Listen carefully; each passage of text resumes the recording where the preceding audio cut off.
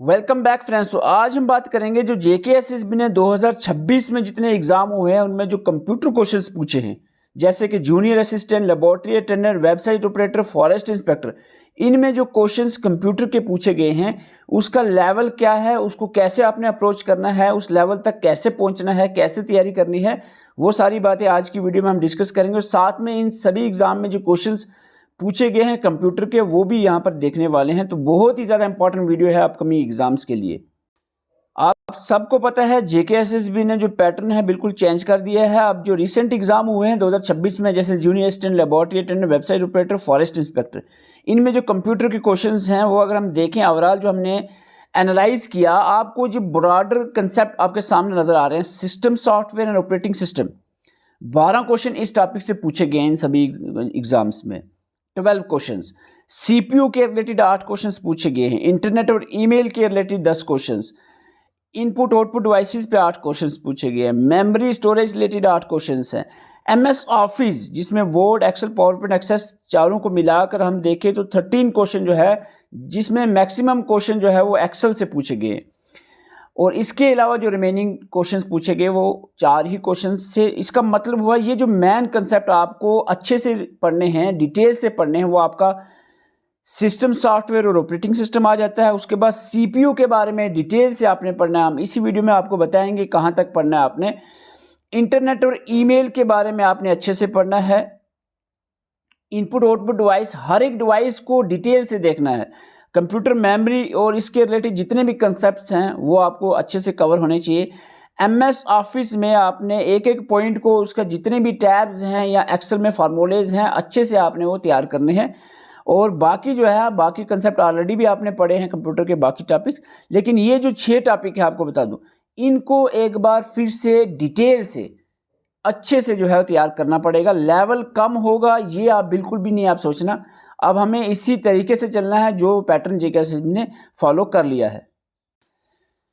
आपको यहाँ पर बता दूं, क्वेश्चंस को हमने जो पिछले 4 पेपर्स में क्वेश्चन पूछे गए हैं कंप्यूटर के, उसको हमने टॉपिक वाइज अरेंज किया है। थोड़ा सा आपको ये एक एनालाइज हो जाएगा, माइंड में एक आइडिया बैठेगा, हाँ भाई इस टॉपिक से कहाँ तक हमें जाना है। वो तो हम आपके लिए काम कर रहे हैं, लेकिन फिर आपने भी अपने लेवल पे भी समझना है कि अगर हम सिस्टम, सॉफ्टवेयर या ऑपरेटिंग सिस्टम पढ़ रहे हैं, उसमें हमने क्या क्या चीज़ें पढ़नी है और किस लेवल तक जाना है। ये क्वेश्चन देखने के बाद ही आपको आइडिया होगा। अगर हम सबसे पहला क्वेश्चन देखें, पहला देखें, दूसरा देखें, तीसरा देखें, ये क्वेश्चंस आपके, अगर हम सॉफ्टवेयर में देखें तो ओपन सोर्स सॉफ्टवेयर से पूछे गए हैं। तो ओपन सोर्स सॉफ्टवेयर का कंसेप्ट आपको बिल्कुल क्लियर होना चाहिए। क्वेश्चन है आपके सामने, which type of software license lets user to see the source code. User को सोर्स कोड देखने के लिए इजाजत है, चेंज कर सकता है, शेयर कर सकता है। इसका मतलब ये क्या है, ये डेफिनेशन पूछी गई है ओपन सोर्स या ओपन सोर्स लाइसेंस की, ओपन सोर्स सॉफ्टवेयर की, ठीक है। इसके अलावा आपको साथ में प्रोप्रिएटी क्या होते हैं, फ्रीवेयर क्या है, शेयरवेयर क्या है, ये टर्में सारी क्लियर होनी चाहिए। आगे बढ़ें तो अगर हम देखें, एक क्वेश्चन है, विच of the following is an open source mobile operating system. Open source software की एग्जांपल्स आपको कम से कम 20-30 अच्छे से आनी चाहिए। ये मोबाइल ऑपरेटिंग सिस्टम है लेकिन ये ओपन सोर्स नहीं है, विंडोज़ यहाँ पर नहीं है। एंड्रॉयड की बात करें तो ये एंड्रॉयड मोबाइल ऑपरेटिंग सिस्टम भी है और ये ओपन सोर्स भी है। तो आपका आंसर यहाँ पर एंड्रॉयड रहेगा। ओपन सोर्स पे क्वेश्चन बनते हैं।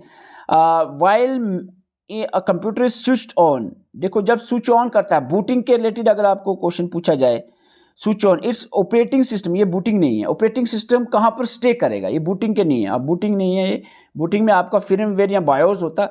लेकिन यहाँ पर बात आ रही है कि जो कंप्यूटर ओपन है, ऑन है, ऑपरेटिंग सिस्टम कहाँ पर सॉफ्टवेयर जो है कहाँ स्टे करेंगे, तो डेफिनेटली वो टेम्परेरी मेमोरी में स्टे करेंगे, that is primary memory.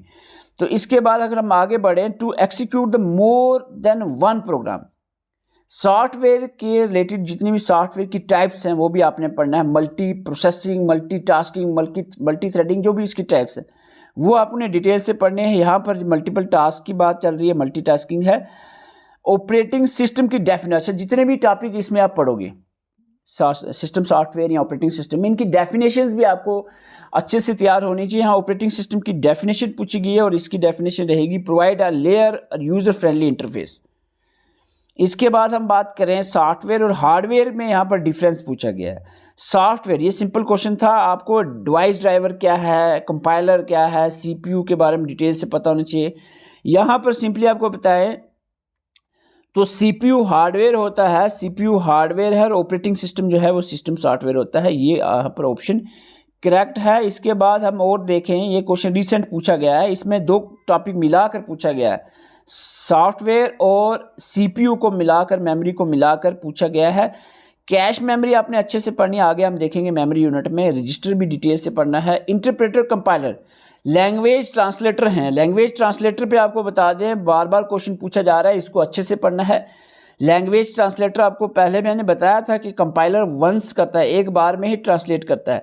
Interpreter line by line करता है, तो ये लाइन बाय लाइन का यहाँ पर रहेगा, और ये इंटायर वाला आपका रहेगा, इंटायर प्रोग्राम बिफोर एक्सिक्यूशन, वो कंपाइलर रहेगा। ठीक है। रजिस्टर आपको पता है कि ये जो है cache memory, small storage located inside the CPU for immediate process, named memory location built in processor.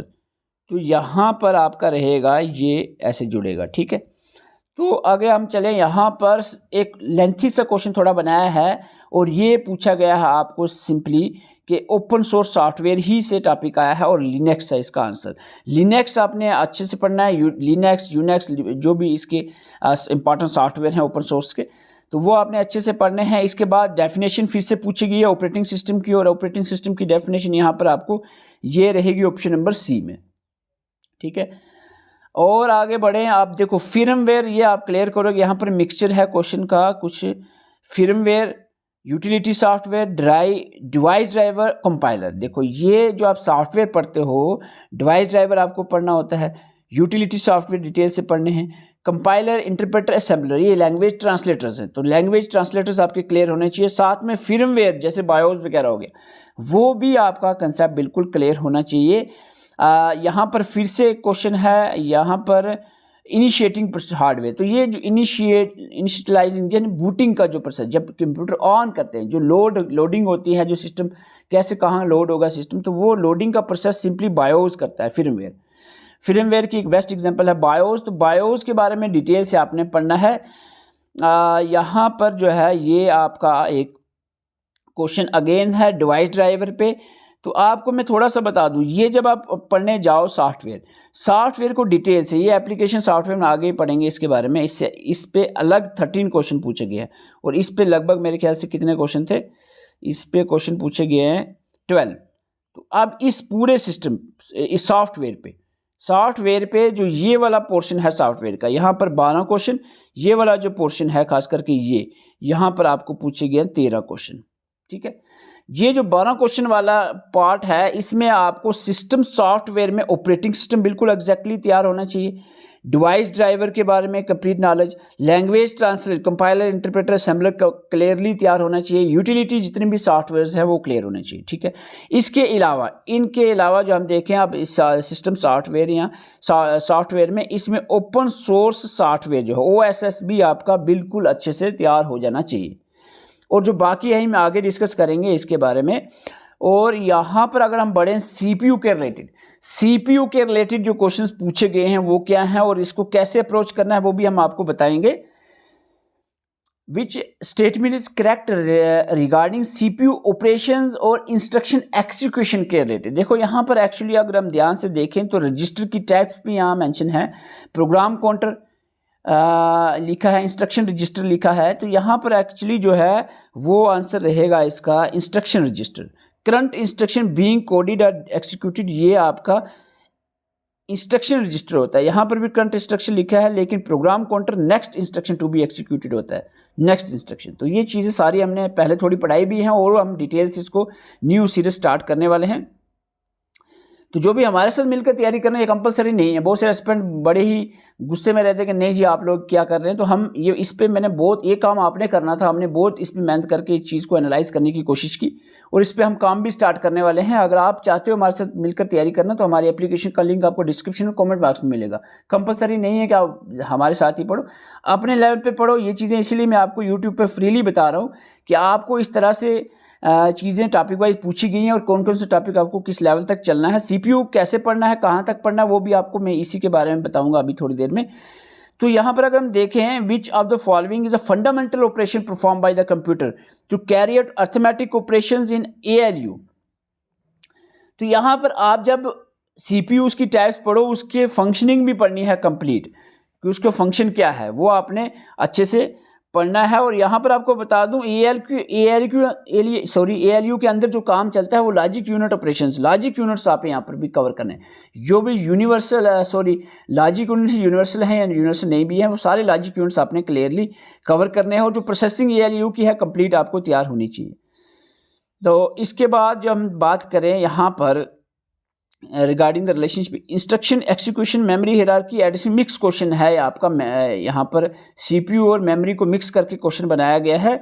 और यहाँ पर जो है इसका जो है वो आंसर रहेगा immediate addressing always speed up the execution by avoiding the memory access. और यहाँ पर क्वेश्चन नंबर 4 आपका पूछा गया, multiple in a system with multiple process and resource types which of the following is a valid method to recover the deadlock। अच्छा, जब आप पूरा, मैं आपको बताऊंगा, डेडलॉक हो गया, स्पूलिंग हो गया, शेड्यूलिंग हो गया, सारे कंसेप्ट CPU में आपके क्लियर होने चाहिए। इसके बाद हम बात करें रिस्पॉन्स फॉर कंट्रोलिंग, ये सिंपल था, सिंपल क्वेश्चन है। कंट्रोल यूनिट, ये आपको देखो कंट्रोल यूनिट ALU और रजिस्टर, ये आपकी 3 टाइप्स हैं CPU की। ये तो बेसिकली आपने पढ़ी भी हैं और इसको आपने और अच्छे से पढ़ना है, लेकिन साथ में प्रोसेसिंग को भी देखना है। यहाँ पर जो है आपको इन efficient multi-threading and high memory usage, insufficient CPU core performance, large SSD causing low disk risk, slow process frequency। तो ये जो है कंसेप्ट आपका बिल्कुल क्लियर होना चाहिए प्रोसेसिंग पे। प्रायोरिटी, देखो प्रायोरिटी इन्वर्जन पे क्वेश्चन है, priority inheritance protocol is implemented. यहाँ पर multiple real time and user level processing के बारे में क्वेश्चन बना है। क्यूरी के पे भी क्वेश्चन बनते हैं। और मैं यहाँ पर अगर बताऊँ, ये आपका जो अगर CPU के प्रोसेसिंग है ये आपकी है, कैसे रहता है इसका पूरा प्रोसेस, ये आपके चार्ट में नज़र आ रहा है। इसके अलावा अगर हम कंसेप्ट देखें तो CPU में पहले आपने ये तो पढ़ना ही है, CPU के जो पार्ट्स हैं, 3 पार्ट्स हैं, उसकी जो फंक्शंस हैं। इसके अलावा जो रजिस्टर पार्ट है CPU का, उसके फर्दर टाइप्स और उसके फंक्शन डिटेल से आपने पढ़ने हैं। और ये तो आपने ऑलरेडी पढ़ा भी होगा, लेकिन इसके अलावा जो नए टॉपिक आपने पढ़ने हैं वो CPU शेड्यूलिंग के बारे में। टाइप्स ऑफ CPU शेड्यूलिंग क्या है, first come first serve, shortest job first, round robin, priority scheduling, multi level queue scheduling, ये आपका CPU शेड्यूलिंग पढ़ना है। प्रोसेस मैनेजमेंट के बारे में कंसेप्ट होना चाहिए। डेडलॉक के बारे में, डेडलॉक कंडीशन क्या है, mutual exclusion, hold wait, no permission, circular wait, deadlock handling, prevention, avoidance, detection, recovery, deadlock के बारे में concept clear. Management, memory management के बारे में आपको यहाँ पर जुड़ेगा ये CPU। Virtual memory, cache memory, interrupt के बारे में, hardware interrupt, software interrupt trap, thread के बारे में, user level thread, kernel level thread, scheduling terms जो है, turn out time, waiting time, response time, throughput. तो ये सारे कंसेप्ट जो हैं CPU के रिलेटेड आपने तैयार करने हैं। हालांकि हम भी ये इस पर काम स्टार्ट करने वाले हैं। अब आगे बढ़े, अगर हम इंटरनेट एंड ईमेल के रिलेटेड अगर हम देखें, इंटरनेट और ईमेल पे आपको जो क्वेश्चंस पूछे गए हैं, इसमें एक क्वेश्चन है, which of these protocol ensure the secure email transmission. Email के जितने भी प्रोटोकॉल्स हैं, डिटेल से आपने प्रोटोकॉल्स ईमेल्स के पढ़ने। और ईमेल का कंसेप्ट जैसे पहले आप थोड़ा बहुत ऊपर से देखते थे, वो नहीं, आप डिटेल से कंसेप्ट देखने हैं। अगर हम इस क्वेश्चन में देखें, सिंपली SSL और TLS ही इसका आंसर आएगा। और इसके बाद हम बात करें, @ सिंबल जो है वो यूज़र नेम और डोमेन नेम के बीच में आता है।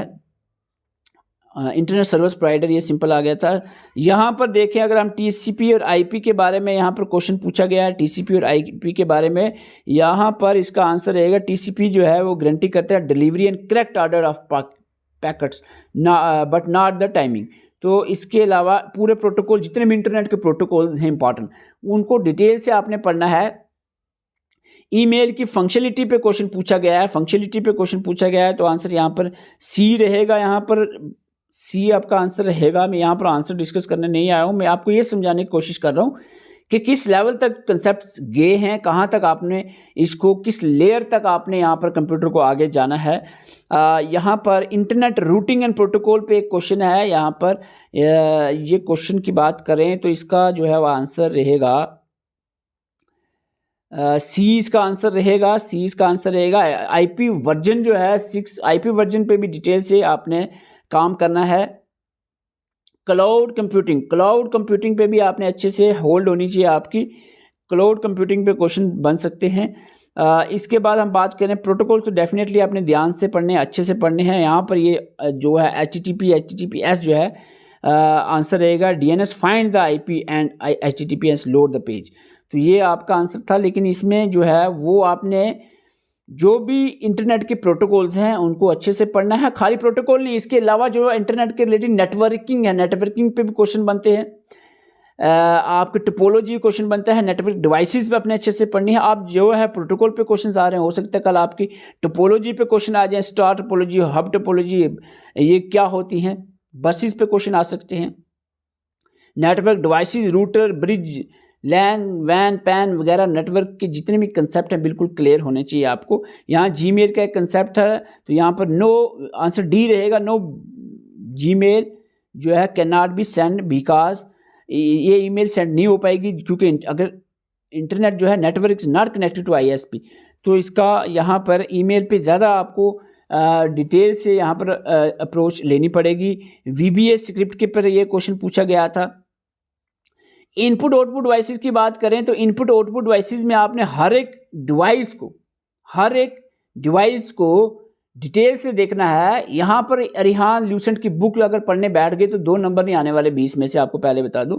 वहाँ पर वो चीज़ें नहीं चलने वाली हैं। आप यहाँ पर which output device is most appropriate printing large engineering drawing के लिए प्लाटर यूज़ होता है, ये तो चलो सिंपल था। मैग्नेटिक इंक, ये MICR है। ये कुछ क्वेश्चन इजी आ भी जाते हैं बीच में, लेकिन कुछ जो है वो टफ होते हैं। हाईएस्ट डाटा ट्रांसफ़र की बात करें तो इसमें SSD रहेगा। सेकेंडरी स्टोरेज भी आपने अच्छे से पढ़ना है। यहाँ पर एक क्वेश्चन घुमा फिरा कर दिया है। कुछ ऐसी डिवाइसेस होती हैं जो input as well as output act करते हैं, उनको आपने ध्यान से भी देखना है कि कौन कौन सी डिवाइस हैं which act as both input and output. इस पे आपको क्वेश्चन पूछा गया है। एक haptic glove, tactic display, voice response unit, data glove. यहाँ जो डिवाइस आपने जनरली पढ़ी है उसके अलावा और उसको फर्दर टाइप्स, जैसे डिस्प्ले है उसकी फर्दर डिटेल टाइप्स क्या हैं, मॉनिटर की और डिटेल टाइप्स क्या, हर एक जो इम्पॉर्टेंट है आपकी डिवाइसेस, इनपुट आउटपुट डिवाइसेस, उसकी फर्दर टाइप्स भी आपने सर्च करनी है अगर आप अपने लेवल पे पढ़ रहे हो। देखो यहाँ ग्राफिक टेबलेट पे क्वेश्चन पूछा गया है, घुमा फिरा कर ग्राफिक टेबलेट पे क्वेश्चन पूछा गया है। यहाँ पर आप डिजिटाइजर, वही ग्राफिक टेबलेट पे क्वेश्चन पूछा है जिसको डिजिटाइजर भी कहते हैं। साथ में OCR वगैरह ये टर्म्स भी दिए। ब्रेल डिस्प्ले, टच स्क्रीन के रिलेटेड कंसेप्ट था। और इसके बाद जो है टेक्टाइल डिस्प्ले पे क्वेश्चन पूछा गया है। कंप्यूटर मेमोरी की बात करें तो मेमोरी में आपको बता दूं, यहाँ पर इसमें मैं आपको बताऊंगा मेमोरी पे कहाँ क्या पढ़ना है आपने। Which statement is correct concerning the computer memory and data address fundamental पे क्वेश्चन यहाँ पर बना हुआ है। ये थोड़ा सिंपल है। रोम रैम का डिफरेंस आपको पता है, कैश मेमोरी क्या है, CPU एक्सेस के बारे में। और इसके बाद हम बात करें, ये थोड़ा सा टफ क्वेश्चन बना कर डाला है। Overflow in 2 component addition can detect by examining only the carry out by most significant bit. यहाँ पर बाइनरी कोडेड डेसिमल, ये डेसिमल्स जितने भी बाइनरी कोडेड हैं या बाकी जितने भी हैं कंसेप्ट इसके रिलेटेड वो पढ़ना है आपको। Computer memory and data storage, RAM, ROM, cache memory, CPU। अच्छा ये मेरे ख्याल से रिपीट होता है। अच्छा बिट, स्मॉलेस्ट यूनिट बिट है, लेकिन इस पे जो मेमोरी यूनिट अच्छे से आपने कवर करनी है। तो मैं सीधा आगे आ जाता हूँ, आपको बताऊँ थोड़ा सा आगे आता हूँ। यहाँ पर अगर हम बात करें, यहाँ पर कंप्यूटर मेमोरी की types, primary memory, secondary memory, primary की रैम, रोम, उसकी फर्दर सब टाइप, ये सारी चीज़ें आपने पहले पढ़ी हैं। मेमोरी हायरार्की आपने पहले पढ़ी होती है। मेमोरी यूनिट्स यहाँ तक आपने पहले कवर किया है, ये हम भी यहाँ तक पढ़ा रहे थे आपको। लेकिन अब जो है मेमोरी यूनिट में आपको ये चीज़ें ऐड करनी है।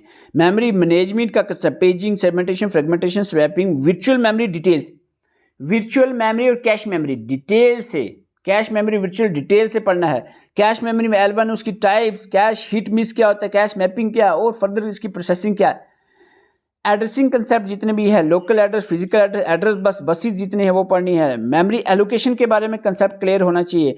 पेज रिप्लेसमेंट एल्गोरिथम पे, FIFO, LRU, optical page replacement, buffering और स्पूलिंग पे कंसेप्ट होना चाहिए। कैचिंग क्या है, मेमोरी प्रोटेक्शन के रिलेटेड पूरा क्लियर होना चाहिए। Advance storage technology, RAID, NVM, SSD के रिलेटेड कंसेप्ट क्लियर होने चाहिए। Memory errors, performance concept, system level concept, multi processing memory concept, booting, this is the most important. Booting and firmware, this is the most important. यहाँ से definitely question पूछा जाता है। Booting and फिर्मवेयर बिल्कुल आपका अच्छे से तैयार होना चाहिए। एमएस ऑफिस पे अगर हम आए, एमएस ऑफिस में एक्सेल में मैक्सिमम क्वेश्चन पूछे गए हैं।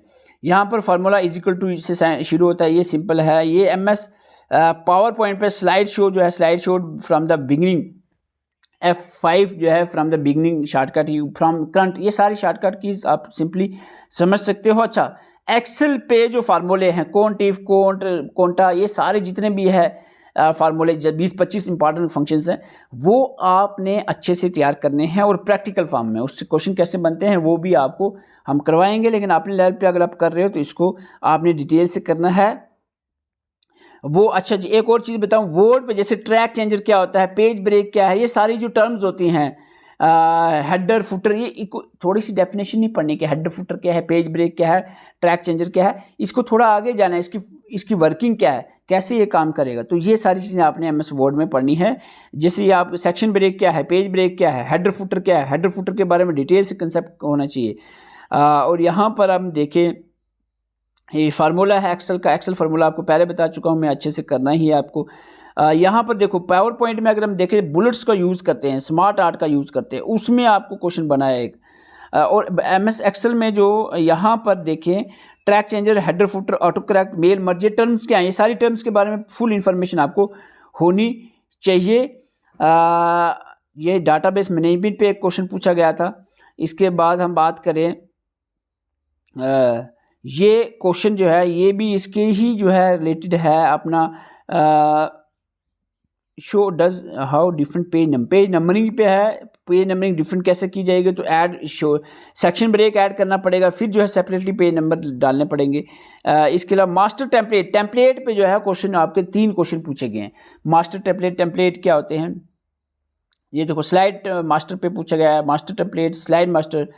तो ये कंसेप्ट आपके बिल्कुल क्लियर होने चाहिए। फिर एक्सेल फार्मूला फिर से आ गया, एक्सेल फार्मूला। कुछ रिमेनिंग टॉपिक अगर हम देखें, ये जो है आपका 13 क्वेश्चन जो है एमएस ऑफिस से पूछे गए। रिमेनिंग में आपका फाइल जनरेशन पे एक क्वेश्चन था, नंबर सिस्टम भी आपने कर लेना, हो सकता है एक आध क्वेश्चन पूछा जाए, हमको ने ईजिली करवा दिया है, इसमें टेंशन की बात नहीं है। वायरस एंट्री वायरस पे हालांकि इन पेपर में नहीं आया, लेकिन ये कंसेप्ट आपने अच्छे से तैयार करने हैं वायरस एंट्री वायरस पे। तो सिक्योरिटी पे, साइबर सिक्योरिटी पे। तो इसके बाद जो है यही था आपका ये पूरा जो हमने ओवरऑल किया है। इस पे हम सीरीज स्टार्ट करने वाले हैं। एक लेक्चर हम आपको यूट्यूब पे अवेलेबल कर देंगे, हो सकता है वो सीपीयू के ऊपर हो डेमो लेक्चर, और बाकी आपको कंप्लीट वीडियो लेक्चर्स जो है वो एप्लीकेशन पे अवेलेबल हो जाएंगे। इनमें से किसी भी एग्जाम की अगर आप तैयारी कर रहे हो, हमारे साथ मिलकर भी कर सकते हो। अपने लेवल पे अगर आपने करनी है तो मैं आपको थोड़ा सा आइडिया मैंने दे दिया है, थोड़ा आइडिया दे दिया है, बाकी और अपने लेवल पे भी दिमाग लगाओ कि कैसे आपको अप्रोच करना है एक इंडिविजुअल सब्जेक्ट को। खाली ये कंप्यूटर की बात नहीं है, जीके का भी आपने इसी तरह से एनालाइज करना है, चीज़ों को कहाँ तक पहुँचना है, क्या तैयारी करनी है। क्योंकि ऑलरेडी देखो 50% जो कंसेप्ट पहला था वो तो जीरो तो नहीं हो गया ना, बेसिक तो सारा क्लियर है। अब थोड़ा उसको कैसे आगे बढ़ाना है उस पर काम करना है। वो चीज़ें देखो, जो भी एस्पिरेंट अब पढ़ रहे हैं उनको कोई ये छोटा ये चीड़ों की तरह दाने चुगने के छोड़ दो। आपके 1 घंटा 2 घंटा पढ़ने से कुछ नहीं होगा, 6 8 10 घंटे पढ़ने पड़ेंगे। वो जो जितना पिछला पढ़ा हुआ ना उसको एक बार अच्छे से पढ़ के साइड कर दो। साइड मतलब उसको छोड़ो, हो गया। अब उसको आगे कैसे बढ़ना, आगे फर्दर क्या नेक्स्ट लेयर पे कैसे अप्रोच करनी है, उस पे काम करने की ज़रूरत है। अभी वही घिसी पटी चीज़ें अगर बार बार आप रिपीट करते रहोगे तो फिर वो क्वेश्चंस कुछ और आएंगे और अब पढ़ के कुछ और गए होंगे। इसीलिए वो जो घिसी पटी चीज़ें हैं जो बार बार पढ़ चुके हैं, आप उसको एक बार फिर से रिवाइज करके, लास्ट टाइम रिवाइज करके 2-4 दिन दे, सारी चीज़ों को कवर करके साइड कर दो। और बाकी जो है फर्दर फ्यूचर में आपको एग्ज़ाम जो होना है 1-2 महीनों के अंदर, जैसे फाइनेंस का है, जेके पुलिस कांस्टेबल का है, उसको कैसे अप्रोच करना है, लेवल को कैसे बढ़ाना है, आपने वो चीज़ें आपने पढ़नी। नई चीज़ों को कैसे ऐड ऑन करना है, वो उस पर काम करने की ज़रूरत है। इनमें से किसी भी एग्जाम की तैयारी करने चाहिए और एप्लीकेशन का लिंक आपको डिस्क्रिप्शन और कमेंट बॉक्स में मिल जाएगा, आप विजिट कर सकते हैं। अगर इस वीडियो में आपको थोड़ी सी भी हेल्प हुई है तो आप चैनल को सब्सक्राइब करके वीडियो को लाइक ज़रूर कर दें और कमेंट करके अपनी राय भी दे सकते हैं। Thank you for watching.